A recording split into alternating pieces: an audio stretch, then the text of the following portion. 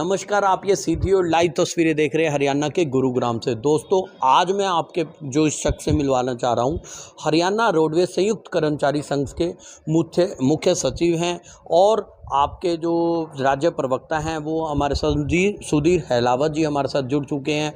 जानने की कोशिश करेंगे कि क्या उनके किस मुद्दे पर वो आज उनके साथ मिलना हुआ है, क्या वो अपनी मंशा सरकार की बताना चाह रहे हैं। सर नमस्कार। नमस्कार जी सर, हमारे चैनल पर आपका स्वागत है। धन्यवाद आपका बहुत बहुत जी, और आपके सभी व्यूअर्स को भी नमस्कार जी। सर, मैं थोड़ा सा ये बताना, जैसा हरियाणा रोडवेज हमेशा से ही सुर्खियों में लगा हुआ है, बना हुआ है, तो क्या ऐसी वजह है जिसमें आप आज यहाँ हमारे साथ मिलने के लिए आए हो, तो क्या कहना चाहेंगे, आप थोड़ा सा बताएंगे।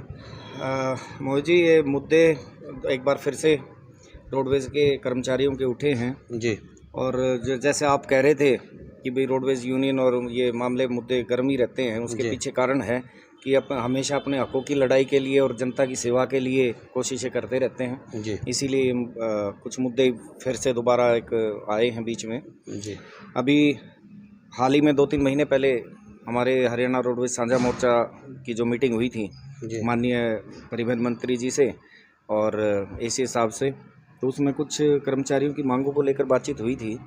लेकिन अभी हाल ही में जो एक नोटिफिकेशन आया है उसके ऊपर बातचीत करेंगे। नोटिफिकेशन में जो 2017 में जो कंडक्टर्स के लिए पोस्ट जो निकाली गई थी, 2018 में जो भर्ती की गई जी, उसमें वेटिंग लिस्ट थी जी, और उसमें जो भर्ती हो गए जिन्होंने ज्वाइन की थी लगभग अप्रोक्स 200 के करीब हैं उनकी संख्या, जो ऐसे साथी जिन्होंने डिपार्टमेंट को छोड़ दिया, वो अदर दूसरी जगह उन्होंने सर्विस कर ली। जी, तो अब पोस्ट वैकेंट है, लेकिन सरकार ने वेटिंग लिस्ट को रद्द कर दिया। जी, ये बहुत ही दुख की बात है।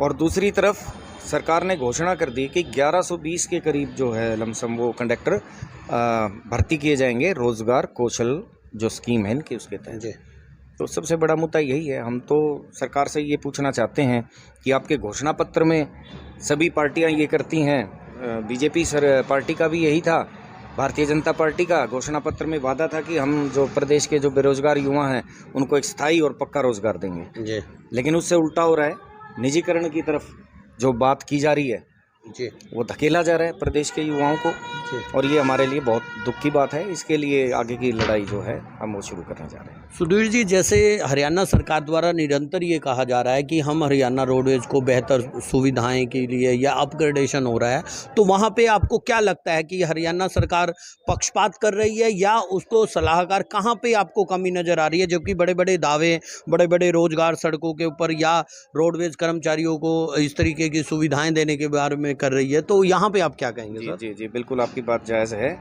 देखो, सरकार कोशिशें तो कर रही है। अभी बेड़े में बसेस जो शामिल करने की बात है वो वादा उन्होंने पूरा किया है। सरकारी जो बेड़ा है रोडवेज़ का, उसमें बसें, सरकारी बसें, जी, किलोमीटर स्कीम नहीं, जी, सरकारी बसें उसमें लाई जा रही हैं। कुछ आ गई हैं और कुछ अभी आनी बाकी हैं। जी, ये तो अच्छा है, लेकिन कहीं ना कहीं मुझे लगता है कि कम्युनिकेशन गैप कहें इसको, या किसी एक अधिकारी या किसी एक नेता की तरफ से नहीं कह सकते इसको, ये कम्युनिकेशन गैप बोलूँगा मैं इसको, जी, कि एक तरफ तो बीड़े में भी आप शामिल कर रहे हो। जी, अगर रोडवेज की छवि अगर सुधरती है, हाँ जी, सरकार जनता को बेहतर जो परिवहन जो सुविधा अगर दे पाती है, तो उसमें सरकार की भी छवि वो उसमें सुधरेगी। लेकिन उसके साथ ही कुछ चीज़ें ऐसी हो जाती हैं जो होते होते रह जाती हैं। अच्छा काम करते करते होता नहीं, कई बार अच्छा काम करते करते अचानक से एक कदम पीछे रह जाता है। तो इसी प्रकार से ये बातें चल रही हैं। जी, कर्मचारियों की जो बातें हैं जनहित के लिए हैं, विभाग भी जनहित के लिए है, और एक तरह से हम सरकार के नुमाइंदे भी हैं। जी, सरकार की जो पॉलिसीज होती हैं वो जनता तक लेके जाते हैं। जी, लेकिन सरकारी जो कर्मचारी है उसको उसके जो मूलभूत जो उसकी आवश्यकताएं हैं, उसके अधिकार हैं, उनसे महरूम रखा जा रहा है। जी। तो ये भी दुख का विषय है। तो अगर इस तरीके की, जैसे आपने कौशल स्कीम के, रोजगार स्कीम के दौरान सरकार ने बोला कि हम उनको रोजगार दे रहे हैं, तो अगर इस तरीके की कार्रवाई निरंतर आगे चलती रही, तो आगे आपका जो, अगर मैं युवा आपके मोर्चे की बात करूं, तो क्या आह्वान करते हैं सरकार से, क्या आप अपील करते हैं, और अगर अपील नहीं मानी जाती है तो आगे का आपका कदम क्या होगा, वो थोड़ा सा बताएंगे? बिल्कुल बिल्कुल बताएंगे। हमारा सभी यूनियंस ने इकट्ठा होकर कि हरियाणा रोडवेज साझा मोर्चा के नाम से एक मंच बनाया है जी। और जिसके मार्फत ही सारी बातें चलती हैं। जो आंदोलन है या जो कार्यवाही है वो भी उन्हीं के मार्फत चलती हैं और हम जो भी मुद्दे हैं उनको बहुत जल्द साझा मोर्चा की जो अपनी स्टेट की मीटिंग करेंगे। हाँ जी। और उसके बाद सरकार से बातचीत भी करेंगे और आगे की रणनीति तय करेंगे जी।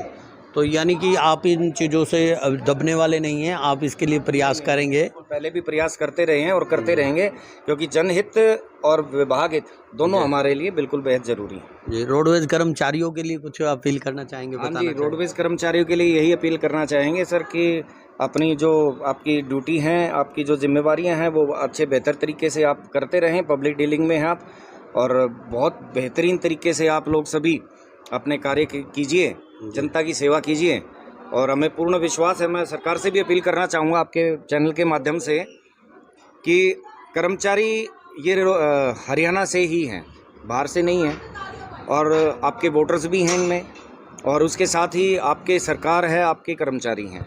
तो जो इनका हक बनता है वो इनको आप दे दीजिए ताकि आपकी बेहतरीन सेवाएं जो जनता के प्रति बनती हैं वो बेहतरीन सुविधाएं वो बदस्तूर वो जारी रहें। तो दोस्तों आप